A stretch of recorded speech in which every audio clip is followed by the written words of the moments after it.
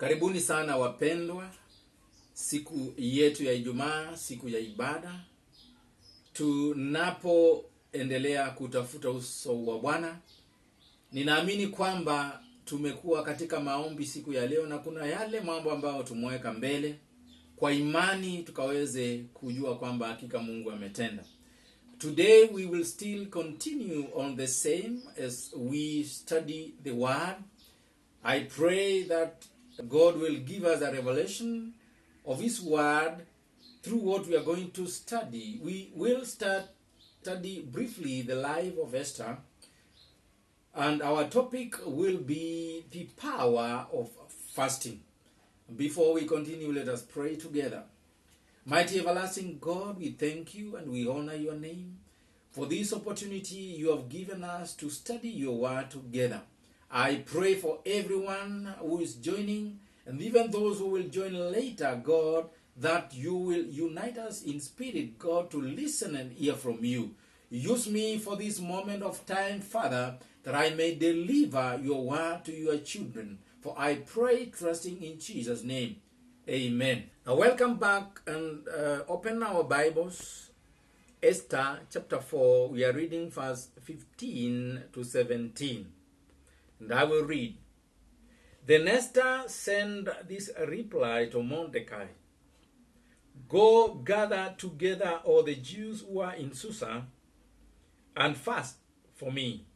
Do not eat or drink for 3 days, night or day. I and my maids will fast as you do. When this is done, I will go to the king, even though it is against the law, and if I perish, I perish. So Mordecai went away and carried out all Esther's instructions. Bwana Yesu asifiwe. I said today we are looking at the power of fasting and prayer. Studying this life of Esther, we know very much well the story about Esther. Esther, being an orphan, was raised by his cousin Mordecai, and it came to a time when King Xerxes wanted to replace Queen Vashti. So, because Mordecai, being a Jew who was taken to the palace during this time, he heard of what the king wanted, so he brought in Esther. And one of the things is that Mordecai did not expose who Esther was until such a time in the later chapters, actually in chapter 6 and 7, when the Jews were to be pardoned by the king, is when Esther gave out details. But there was great favor upon Esther in her life, and therefore Mordecai came to learn of something that was happening to the Jews, because the great official, Haman, had done something to the king, and the sentence was already passed. I'm only giving an outline so that we understand what came to happen because of prayer, and more so because of fasting. And now, a time came when two of the officials close to the king had a plot to assassinate him. So Mordecai learned about this, and this time already, Esther had already been taken to the palace.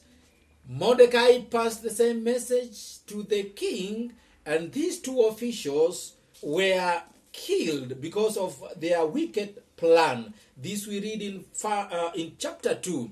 And in chapter 3, there comes a plan by Haman to kill all the Jews.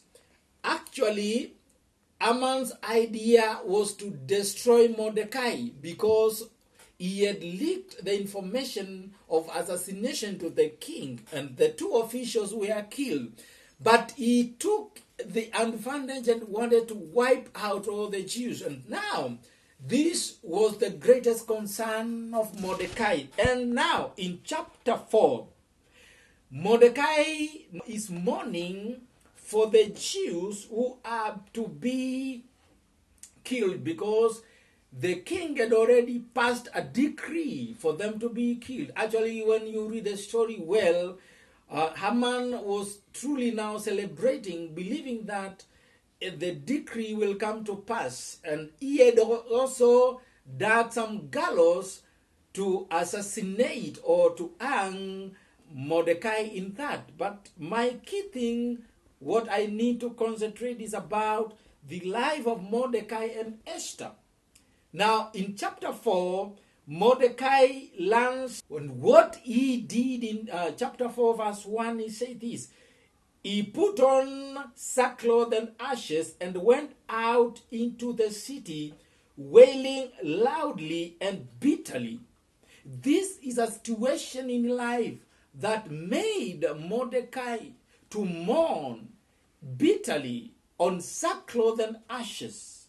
Like today, it has been our great day to cry upon the Lord for the things that we are placed ahead of our lives, the things that we need the church to undertake.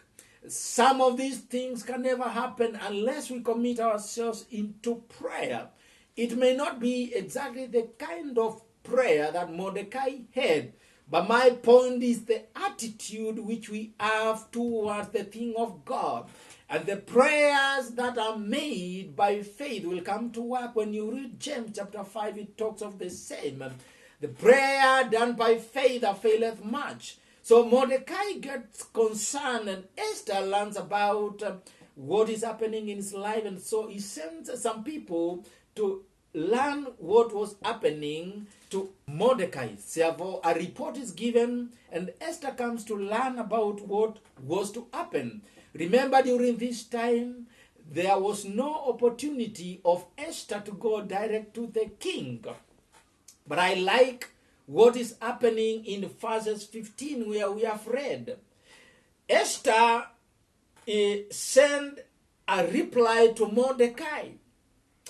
Go gather together all the Jews who are in Susa, fast for me. Why were they going to fast for Esther? The Jews were to fast for Esther for favor upon her life so that she could approach the king. And when you read the following chapters, for sure, this prayer of the Jews in Susa worked, because whatever was intended for to destroy the Jews did not happen. And therefore, Mordecai went ahead, gathered the Jews, and they prayed for Esther. When you read in chapter 5 onwards, now Esther gathers courage and approaches the king. And you realize that by the power of God, even the king is suspecting something is happening in the life of Esther. And in this period of time, Esther decides to put or to have a banquet for the king, including Haman in that banquet. And at some point, when the king was resting in chapter 6, we find that the king could not sleep for one reason. When Esther sends prayers to the other Jews headed by Mordecai, these prayers have already started working. So in chapter 6, that night the king could not sleep. So he ordered the book of the Chronicles, the record of his reign, to be brought in and read to him. It was found recorded that Mordecai had exposed Bigdana and Teresh, two of the king's officers who guarded the doorway, who had conspired to assassinate King Xerxes. Now, one of the answers to the fasting of the Jews was now to Mordecai. Before even it reaches to Esther, the book of Annals, or the book of remembrance for the king, when it was brought to him, he realized that Mordecai had done something. And I want to assure you, The moment you start your prayer, God will always remember something. That is why, as Christians, we must ensure that the things we do are according to the will of God, because there is no prayer in the presence of God that is a waste. So what does the king do? It's a long story, but at the end of the day, he calls Haman and asks, what should I do to the man who the king honors? And then Haman gives great things that should be done, thinking that it will come to him. Unfortunately, the king said then this should be done to Mordecai the Jew, because nothing was done to him. So this brought agony, distress, and discomfort to Haman, because he knew very well that the king may have been up to something. And then the story continues. Haman does what the king had ordered him to do. You can read that in the latter verses of chapter 6. And he is taken around the city proclaiming that he has been honored by the king. Then in chapter 7, the story of Esther now is exposed again. Esther, when he called the king for the banquet, together with Haman, exposes what was in her heart. And therefore, he also gives out the plot that Haman had for Mordecai. And in the process, the story turned the other way around. And then Haman is hanged instead. The gallows which he had made to hang Mordecai, the king ordered to be done the same. And therefore, the plea to save the Jews from destruction as what came to pass. So Esther is given out. The cry of Esther is heard by the king, and therefore the assassination of the Jews is stopped. And therefore, Mordecai is also promoted higher. It is believed also that during the time he was the second in command during this period of time. And therefore, from the story of Esther and Mordecai, what do we learn? There's only one key thing that we must understand as Christians or as a church, that God will never forsake his own. And then, why do we fast? As we have been doing today. Jesus reminds us that special battles need special preparation for prayer. And we can see that clearly in the book of Matthew, chapter 17, verse 20 to 21. There are things that cannot change unless we involve ourselves in prayer. Let us read there. Matthew chapter 17, verse 20 and 21. Most of the NIV Bibles will not have verse 21, but I will read verse 21. However, this kind does not go out except by prayer and fasting. When you read the story, you will find that there was a problem of the disciples of Jesus healing a boy who was possessed by a demon. That is why Jesus is telling them, such kind like this, unless you fast and pray, cannot be taken out. In the current situation, we want to apply the same principles here. Fasting and prayer works. If we want things to change in our lives, if we want serious changes in the church, in the country, we must take our prayer life serious. We should take some time to fast and pray. Another important thing we learn about fasting and prayer is that it gives us the determination and boldness to face any situation. There are situations in life that look scary, but with prayer, we can overcome. When you see in Matthew chapter 10, verse 28, the Bible is telling us that we should not fear them that kill the body and they cannot do anything to the soul, but we must fear God who can destroy both the body and the soul. Any situation in life should not make us fear, because our God is working with us. Let us live knowing no matter how much things may happen in our lives, there is a God who stands with us. Let us stand bold. Let us stand strong. Let us face situations knowing that we are more than conquerors. The other thing I want us to learn about fasting is that it is good for our soul. Mordecai realized that the only option he could face the kind of situation they were in is to go on mourning with sackcloth and ashes. That the soul, he could use that opportunity and use his soul to seek and search God in this period of time. The Jews also went on a 3-day fasting, searching God in any opportunity of their lives. We cannot live unless we are determined in our souls to search God.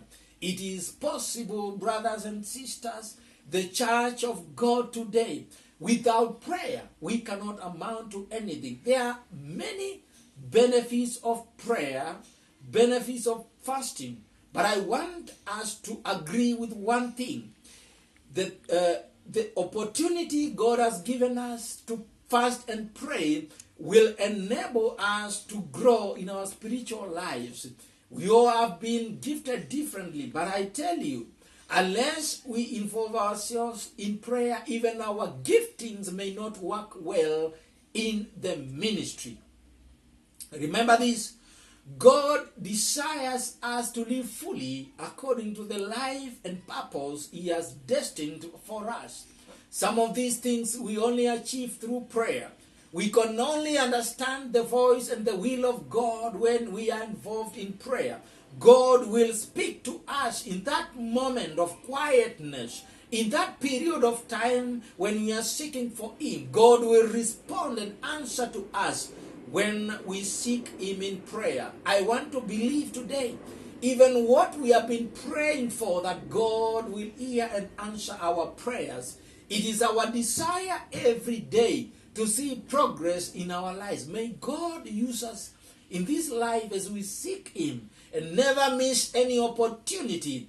When we are able to do good, let us do good for the glory and honor of God. Let us pray.